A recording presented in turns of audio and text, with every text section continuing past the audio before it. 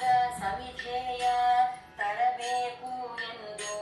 ಹತ್ತಿದ ಮರವ ಬೇಗ ತಾನು ಒಂದೊಂದು ಟೊಂಗಿಯ ಕಡಿದು ಹಾಕುತ್ತಲಿದ್ದ ಬಂದೀತು ತಲೆನೋವು ಘನವಾಗಿ ಕಾಗೆಯು ಕೂಗಲು ತಲ್ಲಣಿಸುತ್ತ ಮನದಲ್ಲಿ ಕಾಲನೆ ಬಂದನೆಂದು ತಿಳಿದು ನಾಲಿಗೆ ಒಣಗಿತು ಬಾಡಿತು ಮುಖವು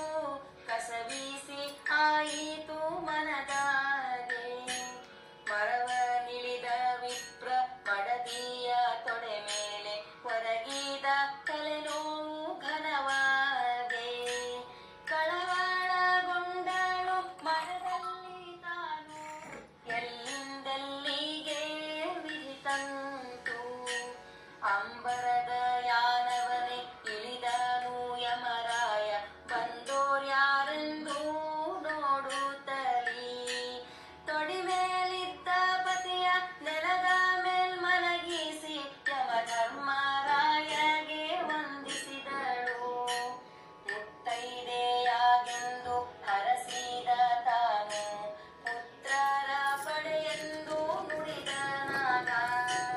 ನುಡಿದ ಮಾತನೆ ಕೇಳಿ ಬೇಗ ಸರಗನೆ ಗಂಟಿಕ್ಕಿಕೊಂಡಳು ಸೆರಗೊಳಗೆ ಖಂಡೂಗ ಧ್ಯಾನವ ನೀವೇ ಸಾವಿತ್ರಿ ಉಂಬುವುದಕ್ಕೆ ಅನ್ನವ ನೀವೇ ಗಂಡನ ಪ್ರಾಣ ವಂದನೆ ಬಿಟ್ಟು ಕೇಳೆಂದ ಯಮಧರ್ಮರಾಯ ತಾನು